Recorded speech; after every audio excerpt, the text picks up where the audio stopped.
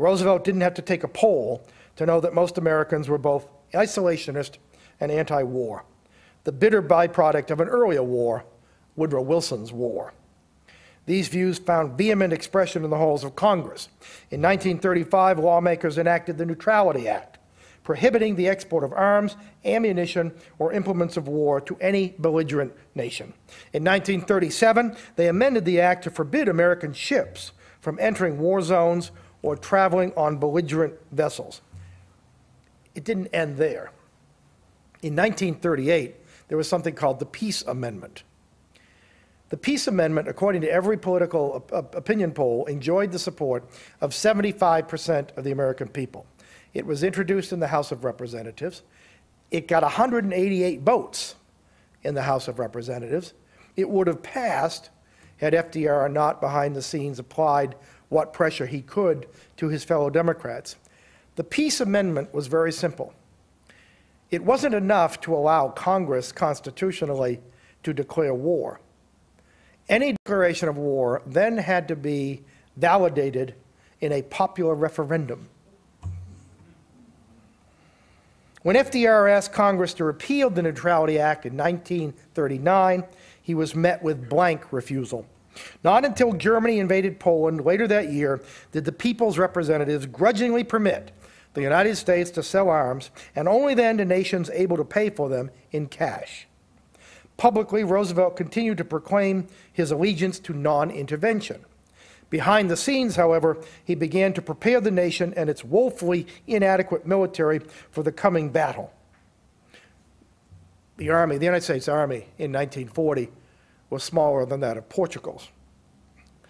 The defense budget was dramatically increased. The economy converted to a wartime footing.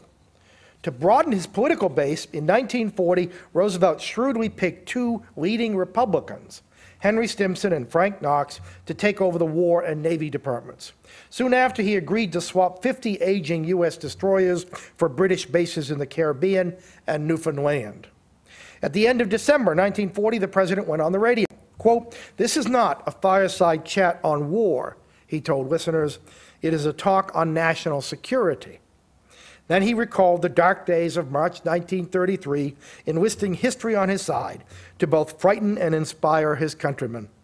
At no time since Jamestown or Plymouth Rock, he said, had American civilization faced such danger. No longer could Americans expect to hide behind the Atlantic and Pacific as if they were moats around a medieval castle. The distance between Nazi positions in North Africa and Brazil was less than that from Washington to Denver, Colorado.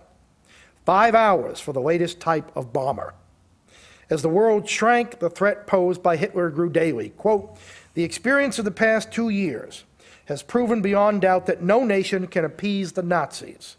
No man can tame a tiger into a kitten by stroking it. There can be no appeasement with ruthlessness. There can be no reasoning with an incendiary bomb. We now know that a nation can have peace with Nazis only at the price of total surrender." The following month, the president set forth in his State of the Union address a set of war aims for a nation technically at peace. They were called the four freedoms: freedom of speech, freedom of worship, freedom from want, freedom from fear. Straining the very limits of his presidential powers, Roosevelt authorized the Navy to attack German submarines west of 25 degrees longitude. In August 1941, by a single vote, he convinced Congress to permit a peacetime draft. That same day, Roosevelt and Winston Churchill published the Atlantic Charter, another lofty declaration that stopped just short of declaring war. The result of a secret 5-day conference at sea, it left little doubt in Berlin or Boston about the approaching conflict. By now, Dr. New Deal was retired in favor of Dr. Win the War. In September 1941, a U.S. destroyer exchanged fire with a German submarine in the North Atlantic. The following month, German subs attacked another U.S. vessel escorting a British convoy. Several crewmen were injured. At the end of October, Nazi subs sank an American ship and killed more than 100 crew members. Under the circumstances, the Japanese attack on Pearl Harbor was almost anticlimactic. As a wartime leader, FDR entrusted battlefield strategy to his generals. while reserving geopolitics for himself. He displayed a keen eye for talent, for example, jumping a junior officer named Dwight Eisenhower a few short months before, a 50-year-old lieutenant colonel, over more than 300 superior officers before entrusting him with the greatest invasion in history. Roosevelt planned for peace even as he prosecuted the war. More precisely, he realized that the two were inseparable. In 1944, international conferences held under American auspices established such post-war bulwarks as the International Monetary Fund and the World Bank. In the same year, FDR ran for a fourth term, his chief campaign plank calling for an economic Bill of Rights guaranteeing 60 million jobs after the war. Picking up where Wilson left off, but displaying a far surer grasp of domestic politics, Roosevelt convinced Churchill, Stalin, and others to join him in establishing an international organization that would make permanent the wartime alliance known as the United Nations. Was Roosevelt capable of duplicity? You bet. Did he sometimes bend the rules, exceed his constitutional authority, flirt with falsehood? Absolutely. And history has endorsed his actions emphatically. Little wonder then that along with Lincoln, FDR is held up as the quintessential war leader. Whatever else may have divided them, Roosevelt and Reagan alike embodied national optimism and the rejection of limits, much as Winston Churchill became the British Lion at a critical juncture in the history of his island race, and Charles de Gaulle personified his certain vision of France in repudiating the dishonor of May 1940. In the end, great leaders are essentially mysterious figures, even to their followers.